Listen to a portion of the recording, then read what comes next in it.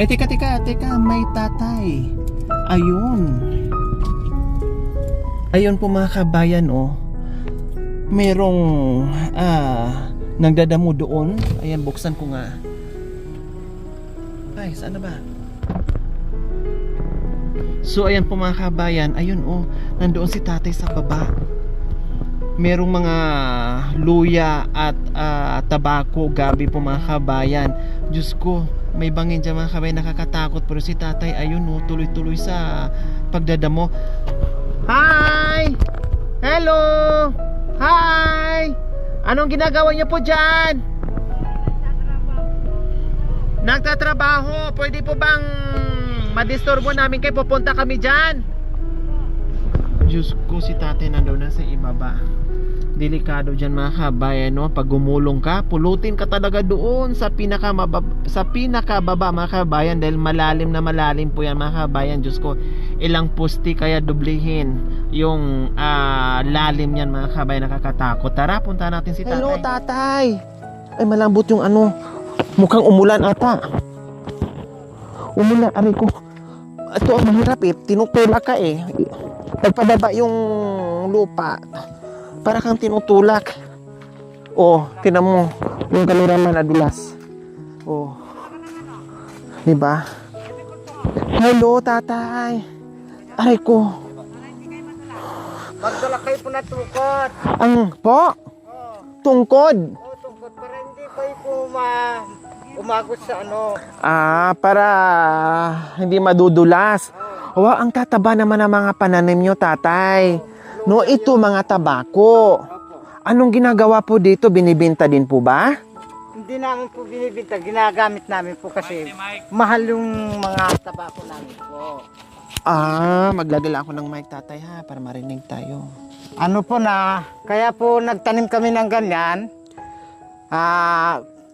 para hindi kami po na nakabili ng tabako sa bahay kasi mahal yung tabako. Kayo nagtatanim kayo ng sarili nyong tabako. Kaya po nagtatanim kami ng sariling tabako. Wow! Para hindi kami na bumili. Yes, very smart yun mga kabayanan. Ang talino ng mga kabayan nating Aitas. Tama nga naman si tatay, no? Kasi dito, yung mga kabayan nating Aitas, talagang masipag sila. Kung masipag, Opo. nagtatanim talaga sila na kahit anong klaseng mga pananim para lang makabenta sa bayan, may pambili sila ng bigas. Opo. Tama po tatay. Anong pangalan niyo po? Rudy. Tatay Rudy. Tapos, yung mga ibang Aitas, syempre, parang tayo lang din, hindi sila din nagyuyusi, nagtatabako, Opo. no? Dito, kasi malay sa kabiasnan, malay sa bayan, ang ginagawa nila dito, kasi sa pagsabayan ka, yung sigarilyo, no, ang binibili, niyuyusin nila. Pero dito sa kanila, ito, para libre, na hindi na sila bibili, nagtatanim na lang, at pinapatuyo na lang itong dahon. Halimbawa, ganito kalalaki. Ayan. No, pipitasin nila yan. Nandoon po yung inano niya. Yung tuyo na po. Opo. Meron na. So, pinapatuyo po yan. So, hindi na sila bibili. Opo. Libre na. Opo. So, yun po yung ginagawa nilang tabako o tustos. Yung malaki. Opo. Yung parang mas malaki pa dito. Oh. Opo. So, ayan po mga kabayan yung diskarte ng Para mga hindi na katutubo kami nating Aitas. Ito po bang mga luya nyo may laman na? May laman na po. Pwede na. Pwede na po. Kaya po itong tinatanim namin, madali po na ibibinta namin sa kayong mga gabi. Kaya lang po, kaya ganyan na pwede nang anihin yan, wala pang bumibili. Kung meron bumibili, anihin namin yon. Pag meron ng bibili. Sa ngayon, wala pa pong bibili, kaya hindi mo na pwedeng anihin kasi siyempre masisira. Tapos, bakit yung itong tabako, Tatay Rudy, pwede naman pong padamihin yan at ibenta sa bayan? Bakit ayaw nyo na lang din po magtanim ng maraming tabako para ibenta nyo rin po doon sa bayan? Pwede din po, di ba? Pwede naman po. Na magparami kayong mga tabako para ibenta, tapos yung iba, pang konsumo nyo? Opo. Ayun. Pwede naman po. Kasi para duplikita, tatay, no? Opo. Teka, saglit po. Kunin mo po yun. Ayun. Madali lang pala, no? Madali lang po. Madali lang. Ayan. Ayan, oh. Oh. Oo. Oh. Madali lang po. Diyos ko, sa ilang, ano po mga kabayan, no? At malaki na. Oh, ayan po. Oh.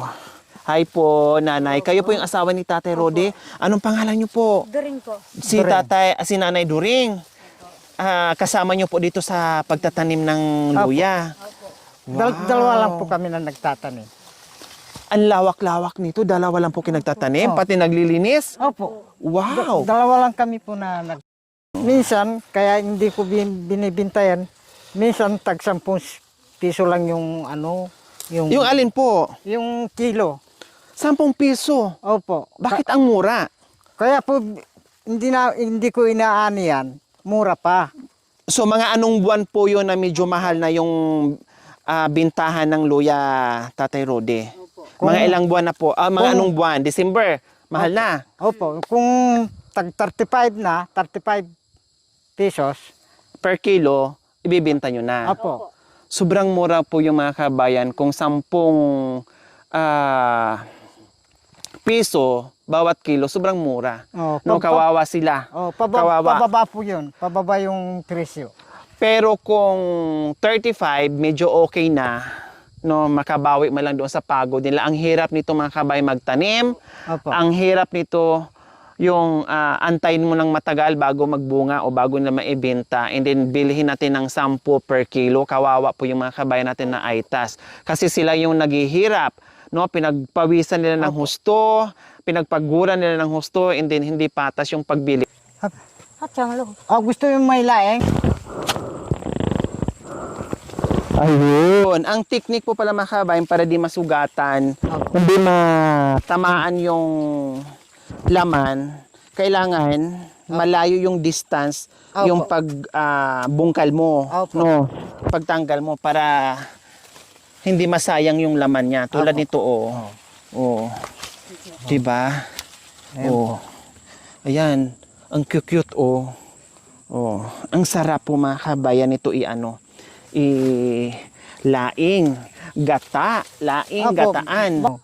Ang masasabi ko lang, para matikman ninyo ang pinagpaguran ng mga ita.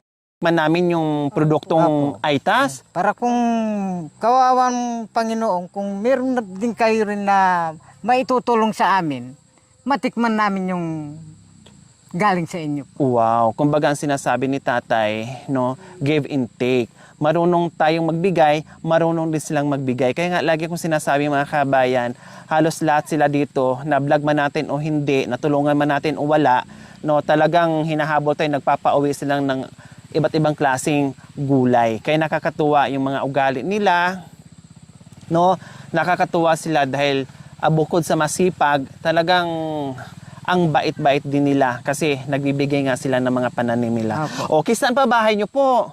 Ayan po, yan lang po yung bahay. Okay, pwede po ba muna tayong umuwi? Opo. Okay, tara.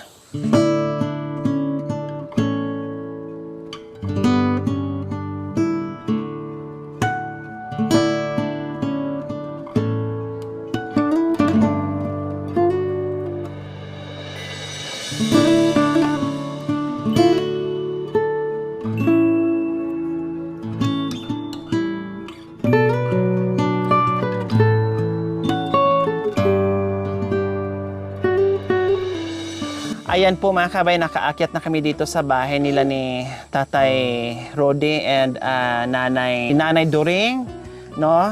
At yung taniman nila doon mga kabayan, pag pumunta ka, pababa. Pag pauwi ka, paakyat. Dito na mapapunta sa bahay nila, ganun din. Aakyat ka din. Hingal na doon sa labas, ay hingal na doon sa baba, hihingarin ka pa uli dito sa paakyat sa bahay nila. So ito yung na-harvest natin ngayon. Tanggalan lang siya ng ganyan. Opo. Ayan. Hindi po, kung ito lang po, pagmigay ko lang po sa inyo para matikman ninyo po na pinagpaguran po ng mga ita. Wow. Salamat po tatay. Ang sweet naman ni tatay. Ganito sila dito. Super bait. Opo. So, Kahit na ganito yung mga ita, huwag niyo pong sabihin na kahit ganito. ganito po yung Parehas mga lang po tayo. Unat man o kulot, parehas lang po tayo. ganito yung mga Opo, buhok lang ang naiba sa atin. ganito ang Tama? mga kapatid sa kabundukan. Opo. Kahit na pumunta kami, meron silang maibibigay sa amin na Tama. kahit na kunti na maisasabaw namin. Opo. Kasi Magkakapatid tayong lahat. ganito yun eh. Kahit na saan na tayo na pumunta, magkakapatid tayo. Tama. Buhok lang yung nag-iba. Na iba. Pero sa dugo, parehas ang dugo. Parehas. Pilipino pa rin tayong lahat kasi nandito tayo sa bansang Pilipinas pa rin. Opo. Iisa pa rin ang bansa natin. Isa po. Kaya kailangan lang magmahalan bawat isa. Opo. Tama po. Aw, antiraw. Dapat po magmahalan. Magmahalan, magbigayan. Magbigayan. Yun Ganyan. yung importante. Opo. Magmahalan, magbigayan. Tama. Ayan po ang para sa akin po. Oh, yung sarap nito. Gagataan natin to. Kantahin. Ang kanta, ang mga luya at mga gabi dito sa kabundukan. Pinagpaguran. Naming pinagpaguran. Pinagpaguran. Kaya lang binibili ng mura. Nalugi na si Tatay Rudy. Ayun, wow. O, di ba? Ang sarap niya. Okay? May bigas na kayo, Tatay Rudy. Assorted groceries, isang tray na itlog. Salamat po. Maraming salamat sa mayroong kayo bibigay sa amin. Walang anuman po, Tatay and Nanay. Ayan, meron na naman tayong napasaya ngayon sa hapong ito, no, na masisipag nating aitas. Kaya maraming salamat po sa walang sawang pagmamahal. Ate Daisy ng Hong Kong. Maraming salamat po sa inyong ginito ang puso. Naway pagpalain po tayo ng Panginoong Diyos araw-araw. Naway ibigyan po tayo ng kalakasan ng katawan sa araw-araw. Naway ibigyan po tayo ng mahabang buhay pang sa ganon. Marami po tayong matulungan na gaya nila sa mga kabayan. Huwag niyo pong kalimutan, pakishare, subscribe sa aking YouTube channel, Lori Aquino Tadita. Maraming salamat po. Gabi sa Sol. Bye, Nanay and Tatay.